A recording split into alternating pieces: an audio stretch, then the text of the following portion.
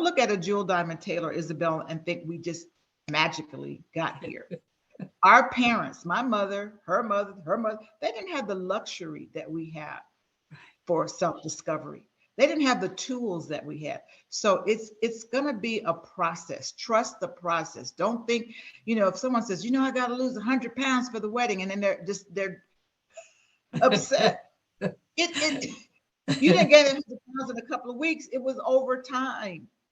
And so to break out of a relationship where someone is narcissistic, or to break out of a mindset of poverty, or to break out of a mindset of self-hate and self-harm or limitation, it's going to take time.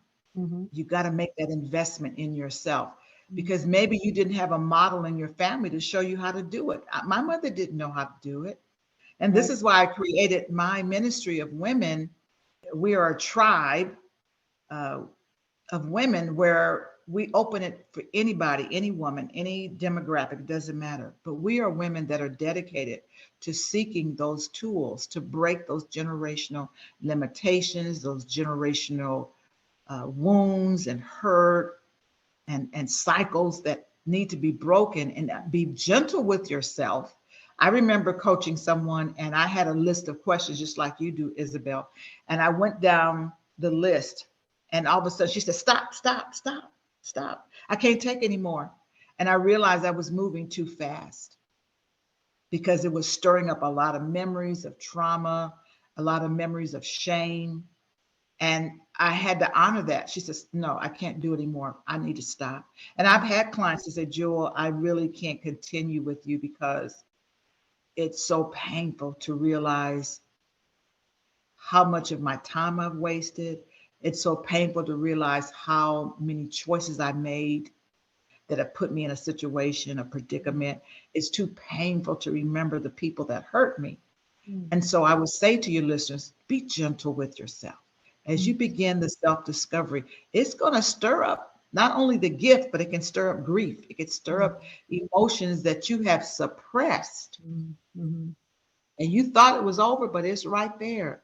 So this is a gift that was given to me, is to be able to, and I learned so much from my clients. I learned so much not to, feed them, feed them, feed them, feed them. As mothers, we want to, are you hungry? Here's some food. It's like, no, baby, spoon feed them, because it could be very jarring.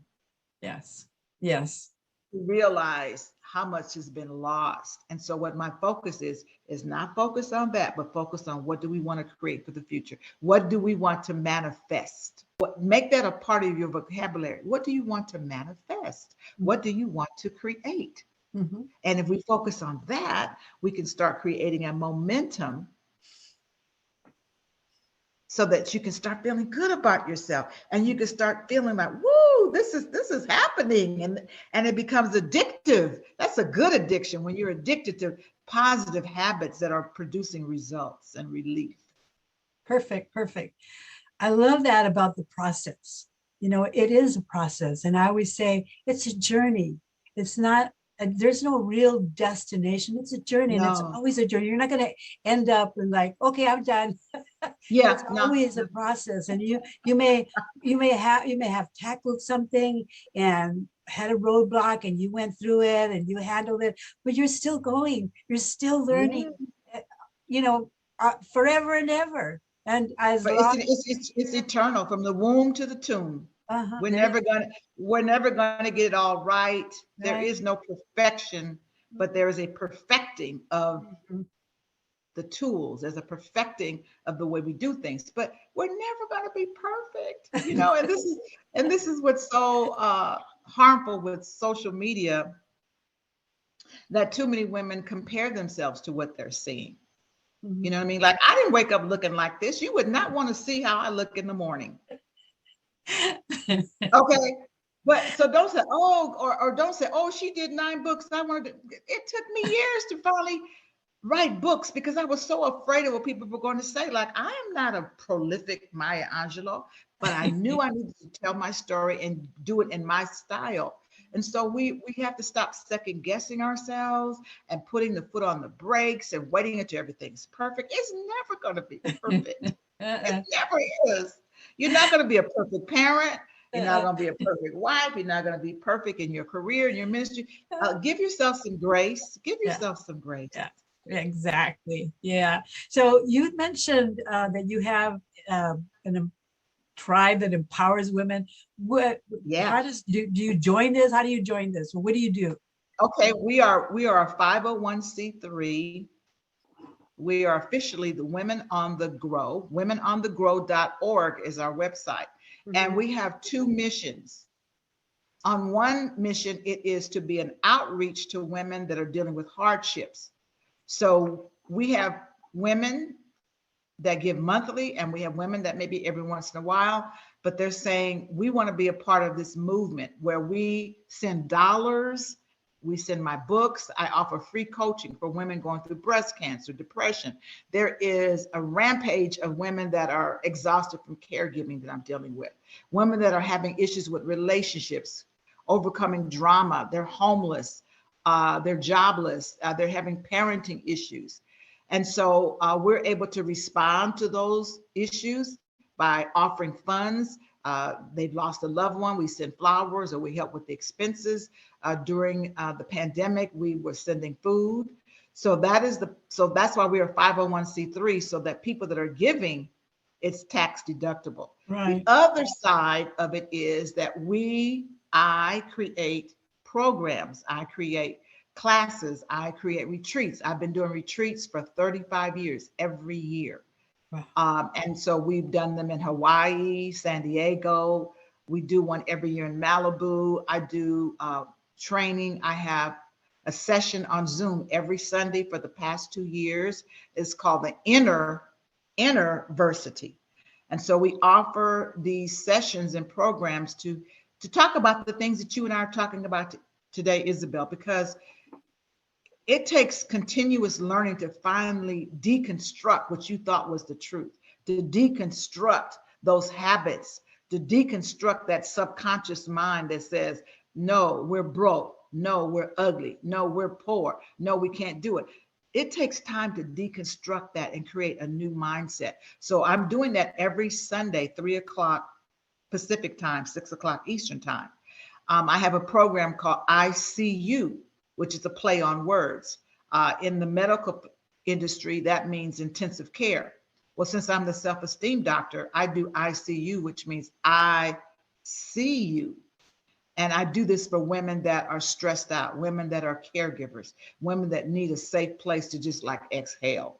So that's what our tribe is all about. We travel together, we have classes together, we reach out to women that are going through challenges. Um, we don't keep roll. We don't have to. You don't have to give your blood. This is just come when you can, participate when you can, give what you can. Know that you're part of a movement that is dedicated to empowering women, whether it's empowering yourself or empowering other women that have some adversity in their life and they just need a handout. They need help. They need to be encouraged. They need tools. And they need to feel connected. They need to feel seen. They need to feel like they're important. So, we write a $500 check, a $300 check. We'll send flowers. We'll send books. I'll tell women, if you can't, if it's not in your budget to get counseling and coaching, no worries. We have what we call sister sowers. They sow into this ministry. They sow into this 501c3, and their dollars are tax deductible. And it gives them these are women that have compassion. You see, like attracts like. So I'm attracting women that are saying, wow, I just wish I could do something for that sister who has breast cancer. I wish I could do something for that grandmother that's now raising her grandchildren because her son died. We had a situation where I met a lady and her son died. He either had 5, 6, or 7. It was a lot of children. Wow. Now she's raising all of them, and they're all boys. Wow. So we sent her money. There are women that are exhausted and caregiving, and they just need a break. Come on to the retreat. Don't worry about it. We got you. Oh, that's beautiful. There are women that never had a chance to go to a retreat. We Mhm. just recently experienced the loss of one of our tribe sisters that known me for 35 years. She knew me when I first started. And she went to my retreat for the first time last year. And she Wow. was so happy. And she said, Jewel, she's been raising her adult son who is severely autistic.